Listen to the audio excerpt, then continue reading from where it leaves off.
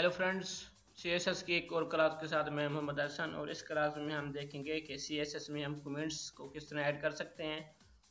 तो मैं वो अपनी फाइल ओपन कर लेता हूँ जिसमें हम वर्क कर रहे हैं। फ्रेंड्स, हमने HTML के ट्यूटोरियल में ये देखा था कि हम HTML के कमेंट्स किस तरह हम ऐड करते होते हैं।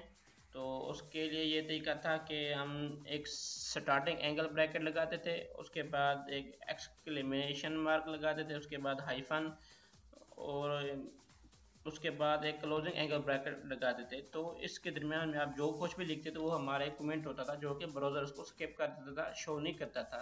ये सिर्फ हम कोडिंग के दौरान ही इसको देख सकते हैं। तो ये तो था एक सिंगल लाइन कमेंट था इसमें HTML में। अगर मल्टीपल लाइन होता तो उसके लिए क्या होता, उसके लिए ये मेथड था कि पहले स्टार्टिंग ब्रैकेट, उसके बाद एक्सक्लेमेशन मार्क, फिर हाइफन, इसी तरह फिर दो हाइफन, उस क्लोजिंग ब्रैकेट। ये था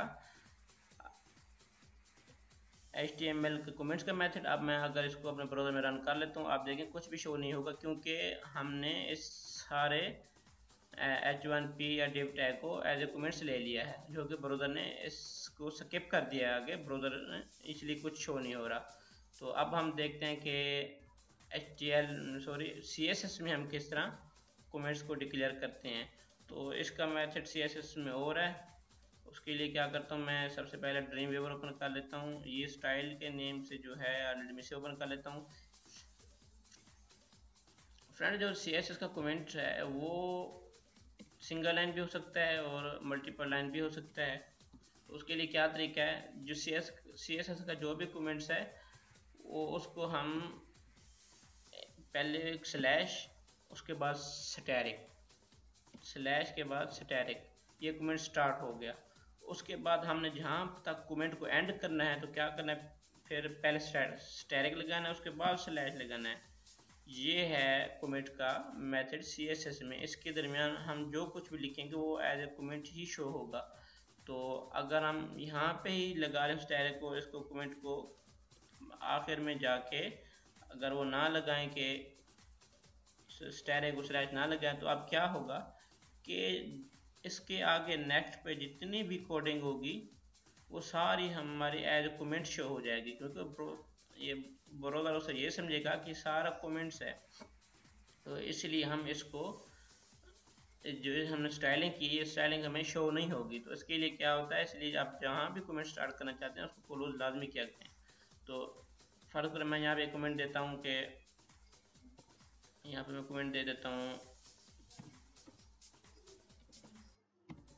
मैं देता हूँ दिस इज P टैग।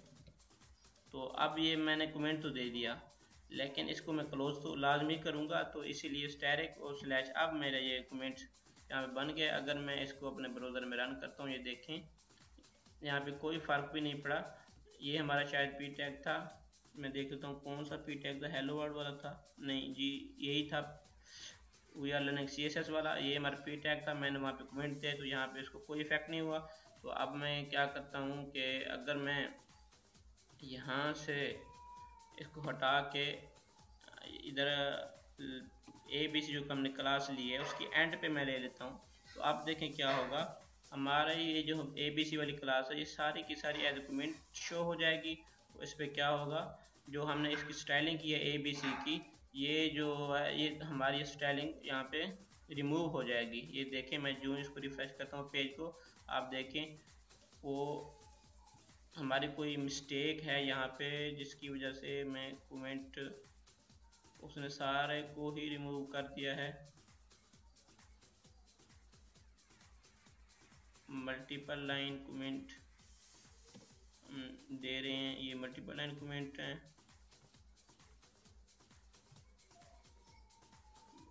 लगता है फ्रेंड कोई मिस्टेक है हमसे। मिस्टेक कहाँ पे हो सकती है जी, ये मिस्टेक हो सकती है कि आप इसको यहाँ पे लगाएंगे, यहाँ पे। अब हमारा ठीक होगा, क्योंकि वो हम एक टैग को तो बाहर ले रहे थे, कमेंट्स को हम यहाँ पे जो स्टार्ट कर रहे थे, लेकिन ये जो क्लास थी, क्योंकि ये क्लास की स्टाइलिंग एग्जिस्ट नहीं कर रही थी, और यहाँ पे जो हमारी ये कर्ली ब्रैकेट्स थी क्लोजिंग वाली, तो ये भी तो शो नहीं हो रही थी। अगर आप इस तरह कर लेते हैं, मैं ये इस तरह कर लेता हूँ, ये मेरा कमेंट वैसे होगा जैसे पहले था।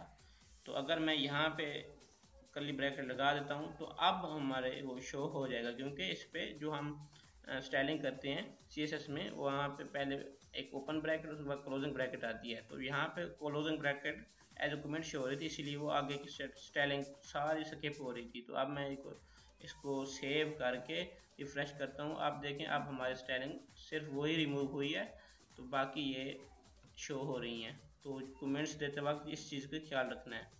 तो बहरहाल मैं इसको पहले की तरह सेट कर देता हूँ।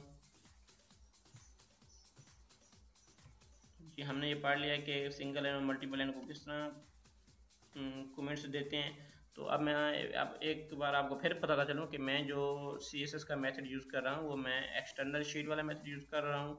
आपकी मर्ज़ी है, आप जो भी मेथड यूज़ कर सकते हैं। और मैंने जो एक्सटर्नल शीट बनाई है उस मैं वो ड्रीमवीवर पे बनाई हुई इसी पे काम कर रहा हूँ। आप नोटपैड++ में बना सकते हैं। ये देखिए हमने इसी एक्सटर्नल शीट को यहाँ पे इंक्लूड किया हुआ है लिंक रिलेशन दे के। अगर मैं ये नहीं देता तो ये मेरी शीट यहाँ पे शो नहीं होती।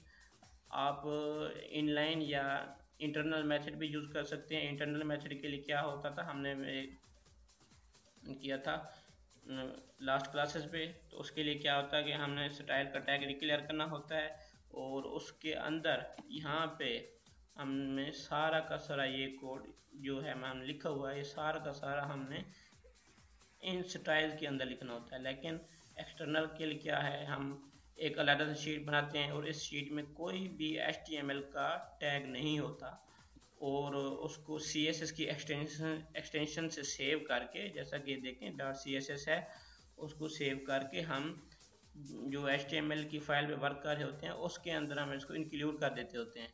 तो ये मैंने वही किया हुआ है। लिंक रिलेशन दे के मैंने स्टाइल शीट लिखी हुई है, उसके बाद hrefs दे के मैंने उसी का नेम लिखा हुआ है। अगर इसका नेम थोड़ा भी गलत हो गया, अगर मैं यहाँ पे style1.css लिख देता हूँ तो आप देखना ये हमारे जितने भी स्टाइलिंग रिमूव हो जाएगी, वो आप देख लें।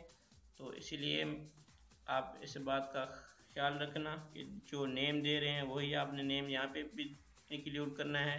तो अभी के लिए इतना ही रखते हैं, अगली क्लास में हम मिलते हैं कुछ नए टॉपिक्स के साथ। अल्लाह हाफिज़।